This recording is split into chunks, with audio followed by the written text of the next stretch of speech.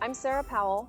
I'm a biologist with Padre Associates, and we're part of the Delta College technical team providing biological resource surveys and an assessment of the environmental constraints associated with the possible development of the Liberty Road property for the San Joaquin Delta College North County Educational Center.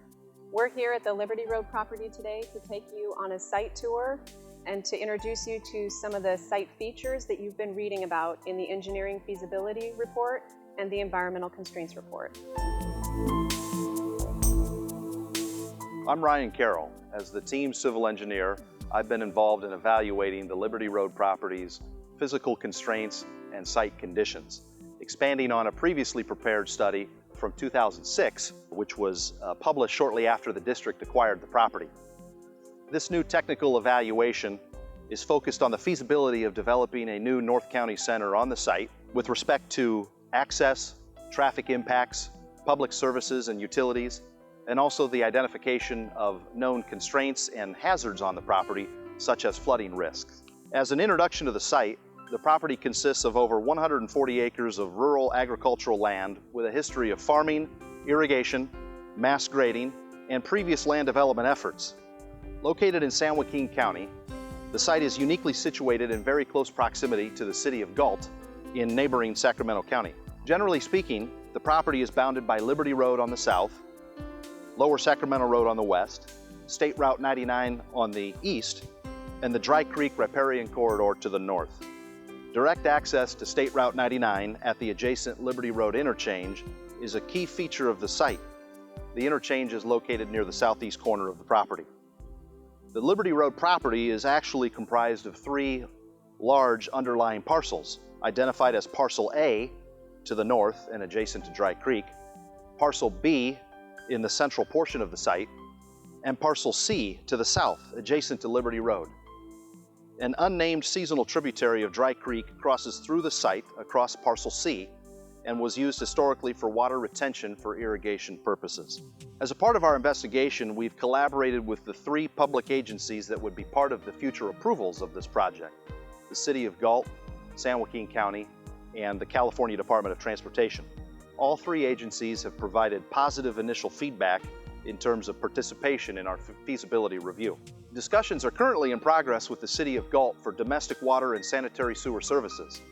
The City of Galt has been a strong and vocal supporter of this project and have tentatively committed to providing service to the site. Services would likely be extended to the site from the city via a new pedestrian bridge connection to an existing public use trail system.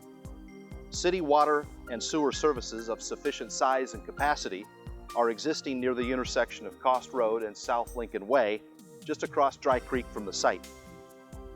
An existing county service area defined at the site may be used as the mechanism to convey those public services from one agency to another. It is expected that a new ag well would be drilled and developed on site to provide a non-potable water source for irrigation and agricultural needs. Despite the rural and undeveloped setting of the site, there are multiple dry utility services surrounding the property. There are existing overhead PG&E power facilities along the north side of Liberty Road, overhead and buried AT&T communication lines along Lower Sacramento Road and Liberty Road, and there are overhead Comcast fiber and cable facilities along Lower Sacramento Road. There is also an existing PG&E gas main on the north side of Dry Creek, sized to accommodate an extension from the City of Galt into San Joaquin County. Any or all of these services can be brought into the site if needed. To evaluate the impacts of developing a North County Center on the local and regional road networks surrounding the site, a detailed transportation engineering analysis was conducted. A trip generation and constraints analysis was prepared in cooperation with city, county, and Caltrans staff. Based on the trip generation rates and traffic distribution for peak hour modeling, it was concluded that daily volumes of traffic will operate within acceptable limits, provided that certain roadway widening and traffic signal improvements are installed by the completion of Phase 2. Further information describing these roadway improvement scenarios is provided in the final feasibility report.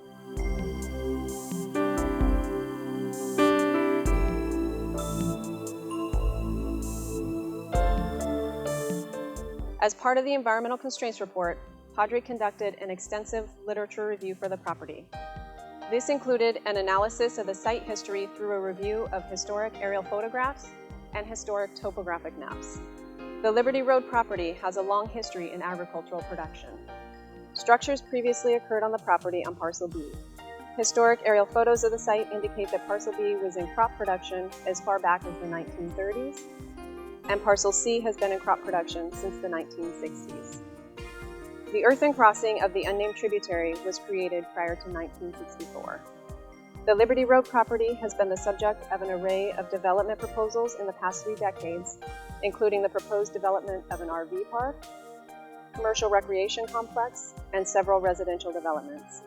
You can find additional details regarding the site history in the Environmental Constraints Report prepared for the Liberty Road property.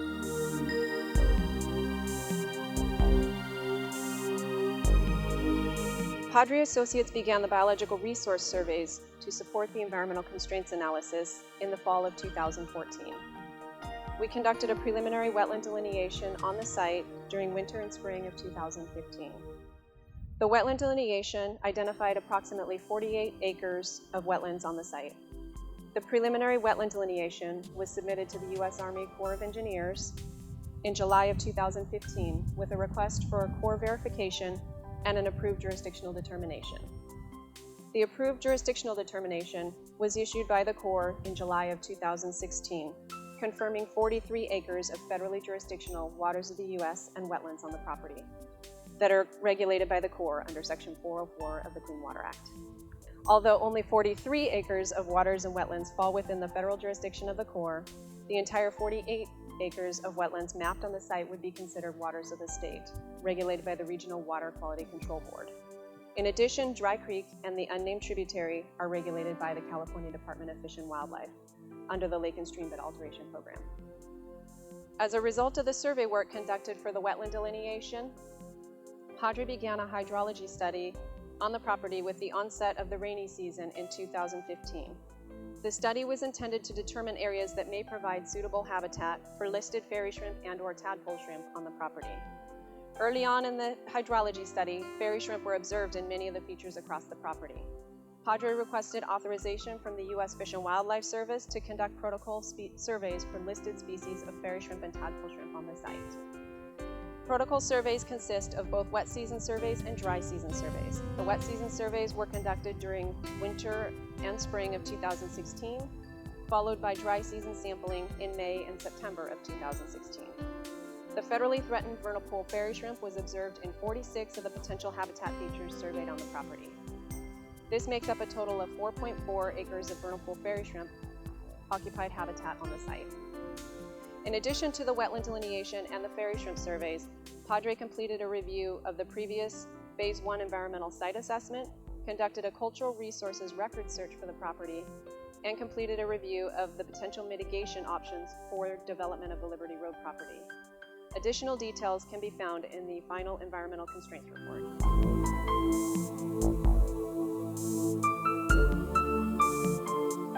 When the district acquired the property in 2006, much of the land was encumbered by what is referred to as special flood hazard areas, as defined and mapped by FEMA, the Federal Emergency Management Agency. Various flood zones are mapped as special flood hazard areas with varying implications for development. For example, most of Parcel A to the north lies within a regulatory floodway designated as Zone AE. About half of Parcel C lies within the 100-year floodplain designated as Zone A on the FEMA maps. Land within a special flood hazard area is generally not available for development unless buildings and structures are elevated above what is referred to as the base flood elevation. As recently as last month, FEMA adopted revised flood mapping that removed a significant portion of flood hazard on the Liberty Road property. With the new mapping, virtually all of the hazard previously mapped on Parcel C was removed due to the historic fill that was placed on the site and the property over the years.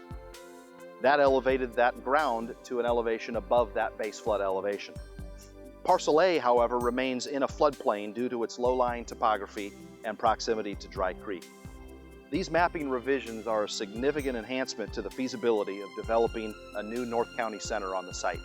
Further technical details and findings are presented in the final engineering feasibility report.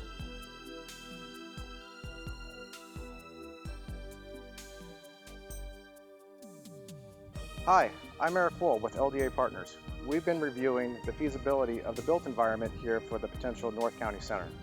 We've been looking at the project in a series of phases, collectively Phase 0, 1, 2, and 3. Phase 0 would establish a physical presence of the college on the site. Potential program elements of Phase 0 could include a barn, shop space, agricultural fields, a caretaker's residence, a classroom, and support spaces, depending upon the budget. Wet utilities for Phase 0 would be kept on-site with a new domestic well and septic system. Phase 1 would establish a more permanent presence on the site with the addition of a classroom building, associated parking, and other support spaces. Additionally, Phase 1 would establish the pedestrian bridge and the physical utility connections from the City of Galt. Phase 2 and 3 would come online at a later date with additional classroom buildings and additional site work.